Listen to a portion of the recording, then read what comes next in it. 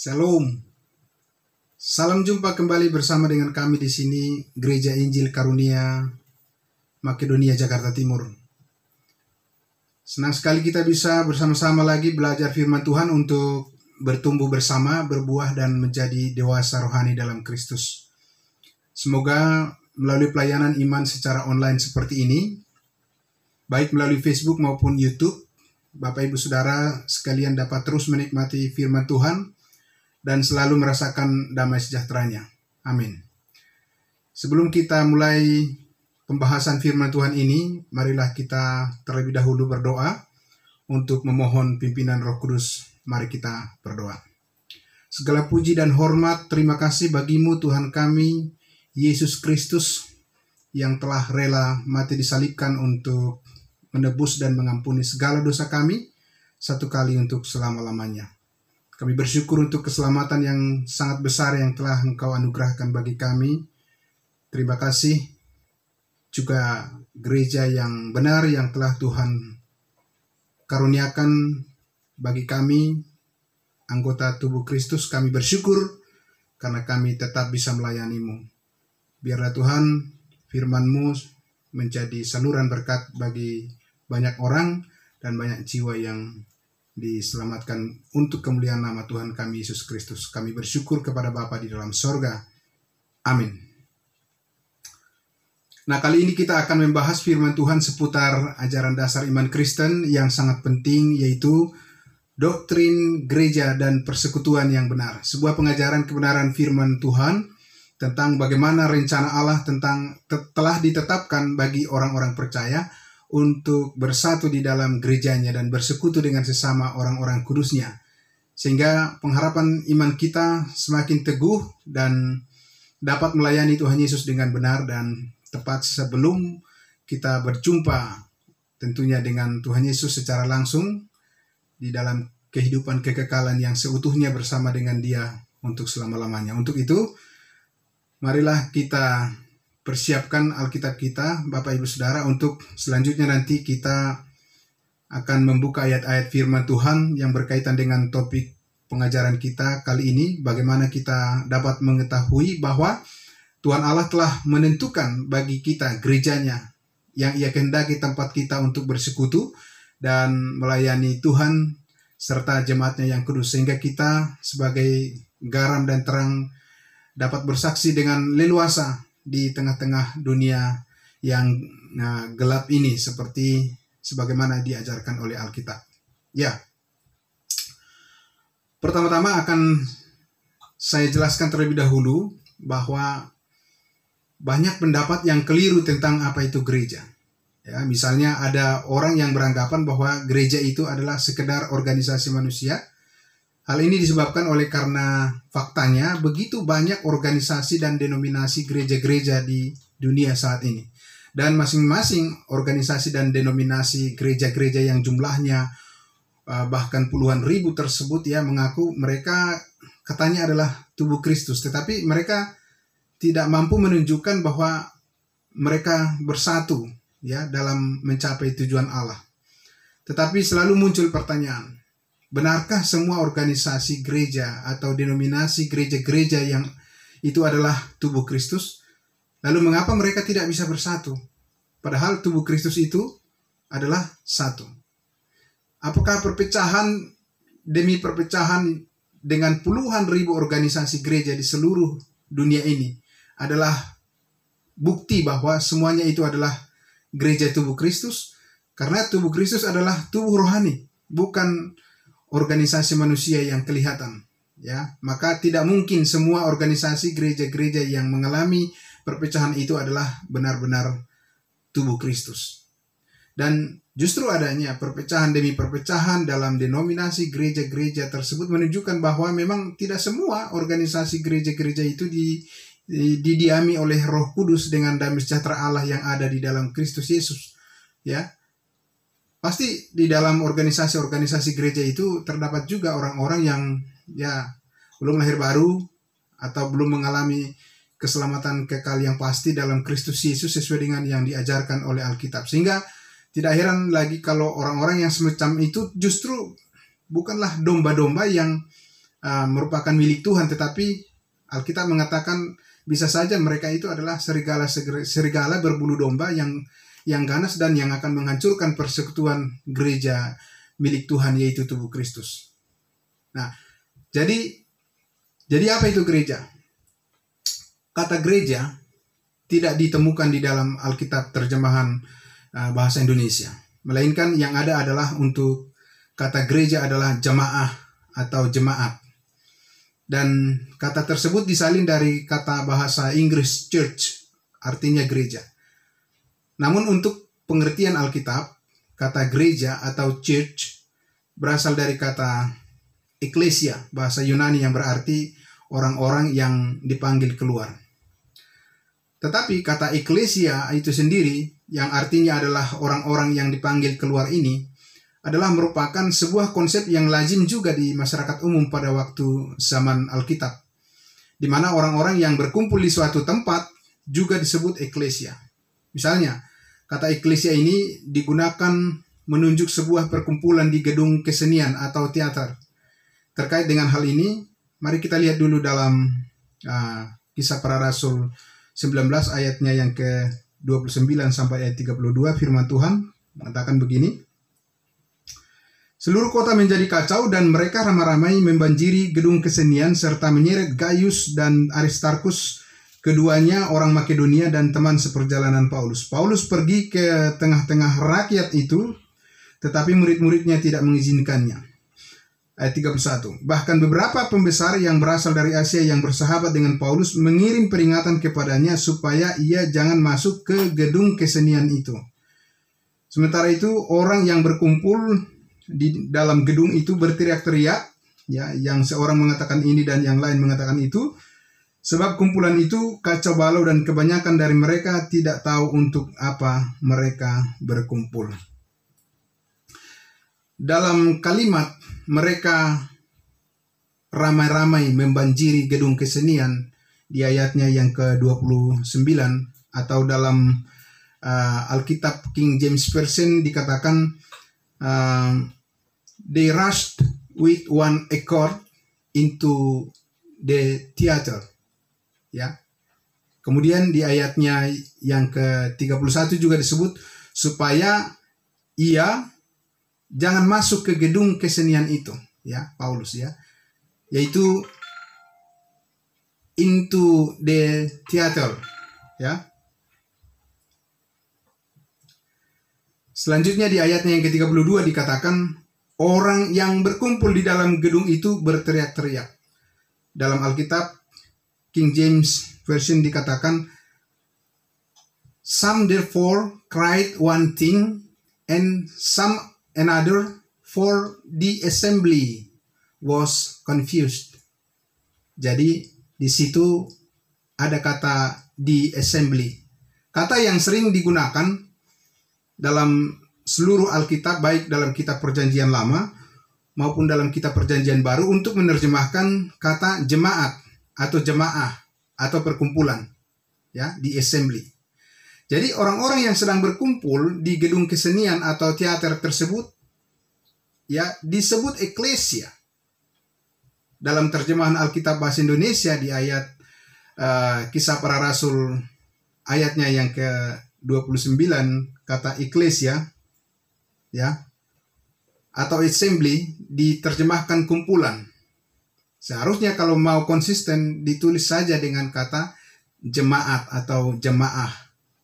Ya, demikian juga di ayatnya yang ke-39 masih dalam Kisah Para Rasul 19 ini dikatakan begini, dan jika ada sesuatu yang lain yang kamu kehendaki, baiklah kehendakmu itu diselesaikan dalam sidang rakyat yang sah, ya. Jadi ada kata sidang rakyat atau assembly atau ekklesia, terjemah akar katanya bahasa Yunaninya, ya. Kemudian dalam Kisah Para Rasul 20 ayatnya yang ke-28 juga dikatakan demikian. Karena itu jagalah dirimu dan jagalah seluruh kawanan, karena kamulah yang ditetapkan Roh Kudus menjadi penilik untuk menggembalakan jemaat Allah yang diperolehnya dengan darah anaknya sendiri. Ya, jadi di Kisah Para Rasul pasal 20 ayat 28 ini juga menggunakan kata assembly atau ecclesia untuk menerjemahkan jemaat Allah. Ya. Jadi dari penjelasan arti daripada akar kata jemaat atau jemaah, yaitu dalam Alkitab berbahasa Inggris dikatakan church dan dalam bahasa Yunani dikatakan ecclesia, maka kita mendapati bahwa penggunaan kata jemaat atau jemaah adalah sebagai orang-orang yang dipanggil keluar dari suatu tempat memasuki tempat yang lain. Ditujukan kepada dua kelompok besar, yaitu yang pertama, kumpulan orang-orang atau jemaat atau eklesia milik Tuhan. Ya, dan yang kedua, kumpulan orang-orang atau jemaat atau eklesia bukan milik Tuhan. Sehingga dari penjelasan ini juga dapat kita simpulkan bahwa penggunaan kata gereja itu sendiri sebetulnya adalah sebuah term umum atau istilah umum untuk menunjukkan perkumpulan orang-orang yang bermacam-macam tadi, ya. Nah, karena itu apabila kita ingin menggunakan kata gereja dalam pembelajaran Alkitab, maka hanya ada dua tujuannya, yaitu yang pertama tadi adalah gereja untuk menunjuk kumpulan orang-orang yang merupakan milik Tuhan, dan satu lagi adalah gereja untuk menunjuk kumpulan orang-orang yang bukan milik Tuhan. Ya, nah, coba Bapak Ibu Saudara jawab pertanyaan saya saat ini. Apakah Bapak Ibu Saudara adalah anggota dari gereja atau perkumpulan milik Tuhan atau bukan?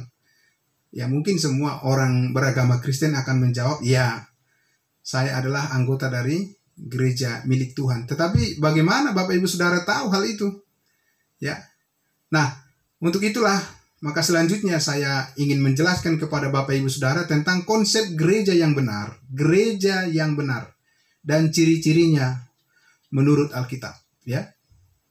Dan nanti Bapak Ibu Saudara akan bisa membandingkannya dengan apa yang Bapak Ibu Saudara ketahui. Gereja yang benar adalah gereja yang terdiri dari orang-orang pilihan Allah, yaitu mereka yang dipanggil keluar dari dalam kegelapan dosa dan masuk ke dalam terang Allah. Dalam hal ini, gereja yang pertama disebut di dalam Alkitab adalah perkumpulan dari orang-orang Israel yang dipanggil oleh Allah keluar dari kegelapan perbudakan bangsa Mesir untuk masuk menuju tanah perjanjian, masuk menuju kota Yerusalem atau tanah Kanaan, tanah perjanjian yang dijanjikan oleh Allah kepada Abraham, Ishak, dan Yakub, nenek moyang bangsa Israel. Untuk itu mari kita baca firman Tuhan dalam Kisah Para Rasul pasal 7 ayatnya yang ke-38. Demikian firman Tuhan, ya.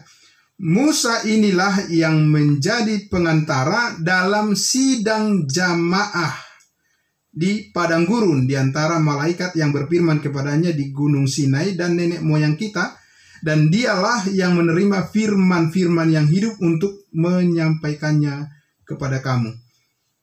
Sekali lagi di awal dikatakan Musa inilah yang menjadi pengantara dalam sidang jemaah. Jadi ada sidang jemaah di padang gurun.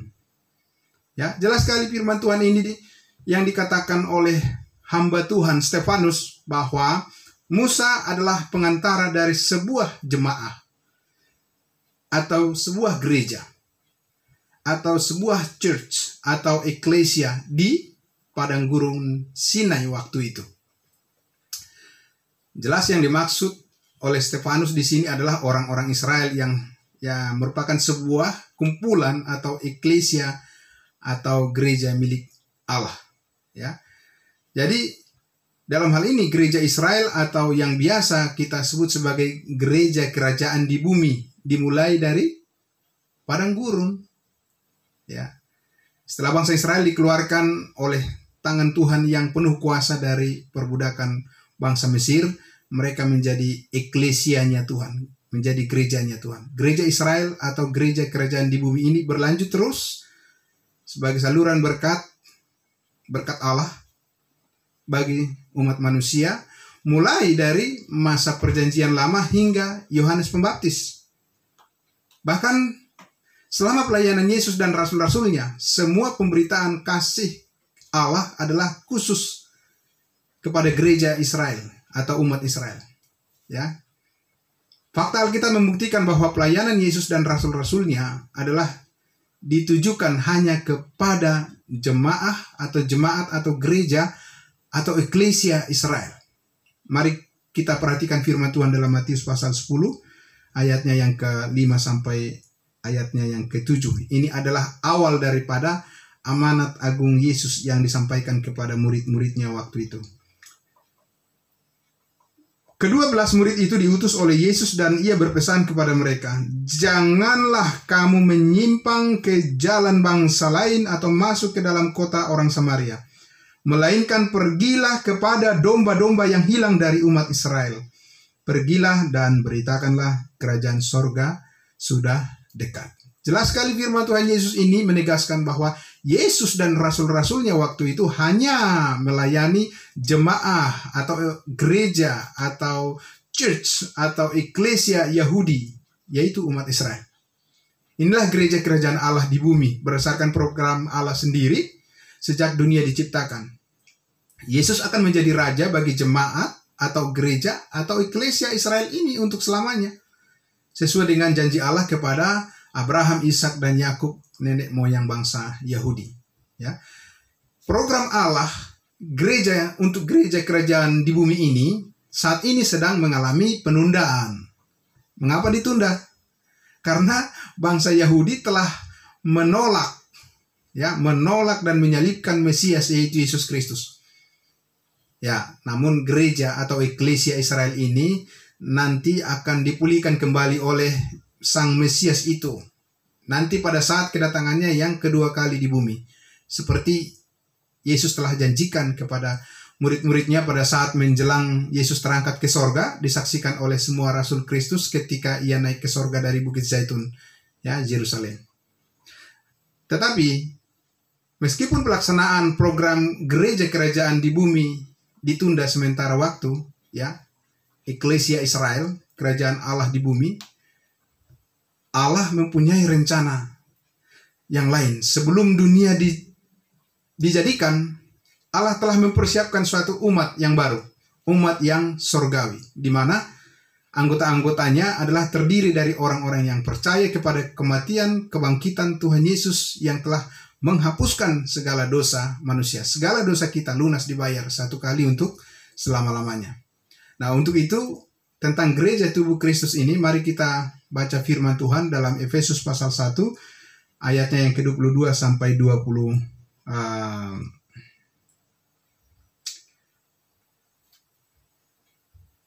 Efesus pasal 1 ya sampai ya. Oke.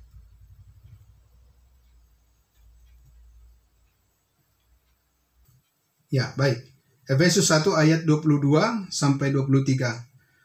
Demikian firman Tuhan. Dan segala sesuatu telah diletakkannya di bawah kaki Kristus, dan dia telah diberikannya kepada jemaat sebagai kepala dari segala yang ada. Jemaat yang adalah tubuhnya, yaitu kepenuhan dia yang memenuhi semua dan segala sesuatu. Di sini firman Tuhan yang disampaikan oleh Rasul Paulus mengatakan bahwa Kristus Yesus saat ini adalah Allah berikan kepada kita sebagai kepala tubuh, yaitu jemaat. Jemaat atau church atau eklesia di sini adalah jemaat tubuh Kristus yang diposisikan di atas, yaitu di sorga, bukan di bawah atau di bumi. Mari kita lihat lagi firman Tuhan tentang akhir dari pengharapan gereja tubuh Kristus ini, ya. Saudara, dalam Filipi pasal 3 ayatnya yang ke-20 dan 21.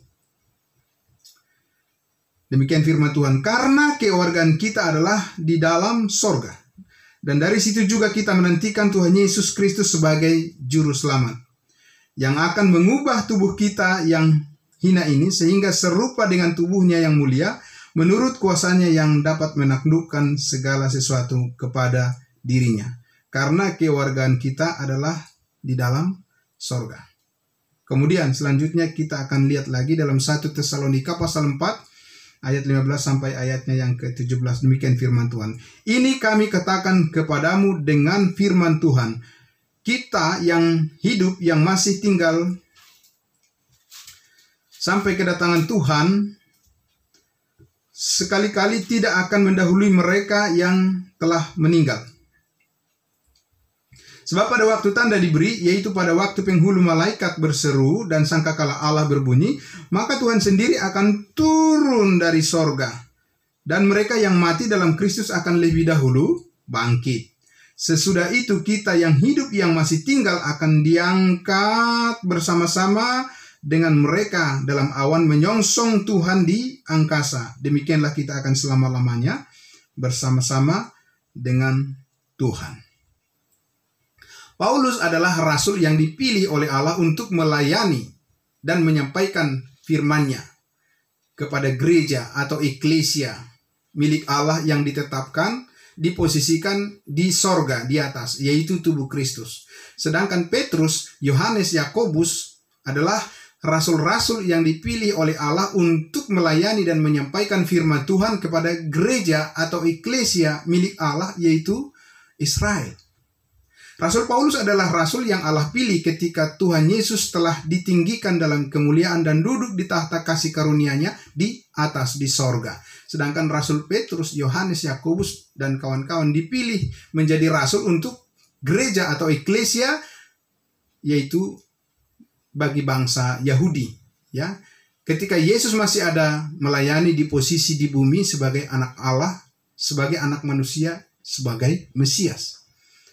Gereja tubuh Kristus ini adalah gereja kudus hidup dalam persekutuan dengan Yesus Kristus, di mana anggota-anggotanya sudah mengalami ukuran kepastian keselamatan kekal satu kali untuk selama-lamanya. Sejak Rasul Paulus hingga nanti orang-orang kudus yang terakhir diselamatkan pada menjelang hari pengangkatan di awan-awan yang disebut dengan rapture. Gereja tubuh Kristus ini adalah gereja atau eklesia orang-orang yang percaya atau melalui iman dan telah dimeteraikan kekal sejak masing-masing percaya dan diselamatkan oleh Injil keselamatan atau Injil kasih karunia. Jadi mereka adalah orang-orang yang telah didiami oleh Roh Kudus. Anggota-anggota dari jemaat atau gereja atau eklesia tubuh Kristus ini adalah kekal adanya. Sehingga tidak mungkin ada dari anggota tubuh Kristus ini yang akan terhilang satupun. Ya, jemaat atau gereja atau eklesia tubuh Kristus ini bukan sekedar organisasi manusia. Ya, walaupun ada organisasinya sebagai kumpulan orang-orang yang percaya, tetapi gereja tubuh Kristus itu sendiri adalah organisme rohaniah yang kesatuannya dijaga oleh kuasa Roh Kudus. Ya, semua orang yang telah percaya dan diselamatkan dan dimeteraikan dengan Roh Kudus dari semua bangsa, semua suku, atau semua ras di seluruh dunia tanpa perbedaan adalah bersatu. Ya, bersatu di dalam roh sebagai anggota dari gereja atau eklesia tubuh Kristus yang diposisikan di sorga atau di atas. Ya. Nah, sekarang saya akan menjelaskan panggilan bersekutu dalam gereja atau persekutuan yang benar. Jadi, tahukah Bapak Ibu Saudara, apa alasan pokok daripada Tuhan Allah harus mengeluarkan umatnya, yaitu jemaah gereja Israel atau eklesia Israel dari perbudakan bangsa Mesir waktu itu? Jelas alasannya adalah karena Allah tidak menghendaki umat pilihannya itu berada di tengah-tengah bangsa yang tidak mengenal Allah. Ya, mereka diperintah atau diatur sepenuhnya oleh orang-orang yang tidak mengenal kebenaran Allah. Allah mau umatnya memuji dan menyembah Dia di tempat yang sudah Allah tentukan sendiri.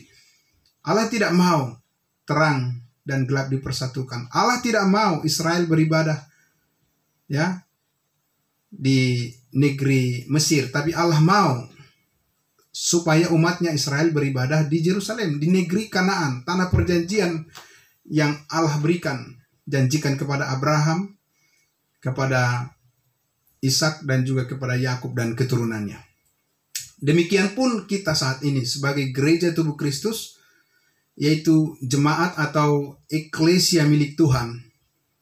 Ia tidak mau kita berada di dalam persekutuan yang tidak benar atau kumpulan orang-orang yang belum mengalami pengalaman kepastian keselamatan yang kekal, yang belum dilahirbarukan. Ya, karena itu sama saja kalau misalnya itu terjadi, itu sama saja mempersekutukan antara terang dengan gelap, atau mempersekutukan antara Kristus dan Belial, atau mempersekutukan kebenaran dan ketidakbenaran, atau mempersekutukan orang-orang kudus dengan orang-orang berdosa. Tidak mungkin bisa dipersatukan, karena itu jelas Alkitab memandang hal itu sebagai sesuatu kejahatan di mata Tuhan. Ya, tetapi Allah memanggil kita harus berkumpul, bersekutu, dan beribadah serta melayani di gerejanya yang benar, gerejanya yang kudus, gereja milik Allah, eklesia milik Allah, jemaat yang kudus, yaitu penopang kebenaran. Nah, mari kita lihat lagi firman Tuhan dalam 2 Korintus pasalnya yang ke-6, ayatnya yang ke-14 sampai ayatnya yang ke-18. Saya akan bacakan firman Tuhan. Seperti ini dikatakan, "Janganlah kamu merupakan pasangan yang tidak seimbang dengan orang-orang yang tak percaya. Sebab persamaan apakah terdapat antara kebenaran dan kedurhakaan? Atau bagaimanakah terang dapat bersatu dengan gelap? Persamaan apakah yang terdapat antara Kristus dan Belial? Apakah bagian bersama orang-orang percaya dengan orang-orang yang tak percaya? Apakah hubungan bait Allah dengan berhala? Karena kita adalah bait Allah dari Allah yang hidup menurut firman Allah ini. Aku akan diam bersama-sama dengan mereka dan hidup di tengah-tengah mereka, dan aku akan menjadi Allah mereka dan mereka akan menjadi umatku." Jadi Bapak Ibu Saudara-saudara, Tuhan Allah dengan tegas ya memanggil kita umat kudusnya supaya kita bersekutu dan melayani di tempat yang Allah telah tentukan bagi kita. Ya, bukan di tempat yang kita tentukan sendiri, tetapi yang ditentukan oleh Allah bagi kita, yaitu di dalam gerejanya atau eklesianya yang benar, bukan gereja yang atau perkumpulan yang bukan miliknya. Ingat Bapak Ibu Saudara, sebelum jemaah atau eklesia Israel dikeluarkan oleh Allah dari kegelapan Mesir, mereka sangat menderita, baik secara fisik, terutama secara rohani. Mereka benar-benar sangat tersiksa batinnya. Mereka tidak bisa melayani Allah yang hidup secara leluasa. Mereka tidak bisa menjalani hidup yang benar sebagaimana seharusnya sebagai umat kudus milik Allah. Tetapi setelah mereka sudah dihantarkan sampai ke Yerusalem, sampai di tanah perjanjian, mereka dengan bebas bisa membangun hidup mereka sebagaimana yang Allah inginkan. Mereka bebas melayani Tuhan. Sekalipun Israel gagal menggunakan kesempatan emas yang Tuhan berikan kepada mereka selama ratusan tahun, tapi Allah telah memberikan kepada mereka kesempatan yang sangat luar biasa untuk hidup di dalam alam kemerdekaan.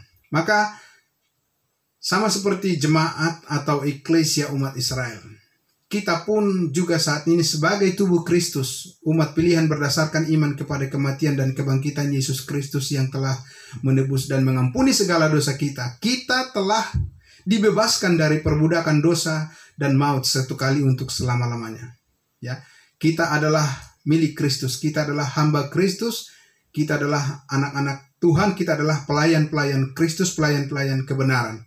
Maka kita juga harus beribadah dan melayani Tuhan Yesus sebagai kepala tubuh di tengah-tengah umat kepunyaannya, yaitu umat tebusan kita, orang-orang kudusnya. Supaya kita lebih leluasa mempersembahkan puji-pujian kita dan hidup beribadah kepada Tuhan dan mencerminkan kehidupan yang kudus atas seluruh kehendak Allah, sehingga kita dapat menjadi garam dan terang di tengah-tengah dunia yang jahat ini. Ya. Ingat Bapak Ibu Saudara, dunia ini tentu saja adalah ladang untuk pemberitaan Injil kasih karunia Allah bagi kita. Kita harus menjangkau jiwa-jiwa sebanyak-banyaknya bagi kemuliaan Allah. Tetapi Allah juga telah menetapkan bagi kita sebuah jemaat atau gereja atau eklesia, tempat berkumpulnya orang-orang kudus, sebagai umat Allah yang telah dikuduskan satu kali untuk selama-lamanya, di mana Tuhan Yesus ya memiliki dia memiliki banyak gereja lokal yang kudus yang tersebar di berbagai penjuru dunia ini, sebagai tempat kita untuk bersekutu sebagai orang-orang benar ya. Jadi Allah menghendaki kita bersekutu di dalam gereja yang benar, pilihan Allah. Sekali lagi, bukan pilihan kita sendiri. Jadi, apakah Bapak Ibu Saudara sudah mengenal dan sudah berada di dalam jemaat atau gereja atau eklesia milik Allah? Jika belum, kami mengajak mari bergabung dengan kami di gerejanya yang kudus, Gereja Injil Karunia Makedonia Jakarta Timur. Ya, Tuhan Yesus memberkati. Amin. Mari kita berdoa. Kami selalu bersyukur ya Tuhan, kami sudah berada ditempatkan di dalam gereja atau persekutuan yang benar, sehingga kami akan dipenuhi dengan sukacita Kristus, dipenuhi dengan kebahagiaan sorgawi, dan kami akan terus dikuatkan, dimampukan untuk melayani-Mu sampai Engkau datang menjemput kami di awan-awan yang permai. Kami bersyukur atas kuasa Roh Kudus yang selalu menguatkan kami, dan kami percaya firman-Mu adalah kekuatan kami untuk selama-lamanya yang menopang hidup kami. Biarlah kemuliaan hanya Bagi-Mu dari sekarang sampai selama-lamanya. Terpujilah Engkau Bapa di surga, melalui Tuhan Yesus Kristus, Juru Selamat kami berdoa dan bersyukur kepada Bapa di surga. Amin. Demikianlah pesan firman Tuhan kali ini.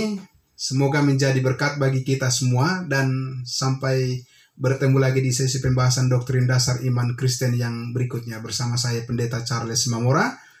Terima kasih.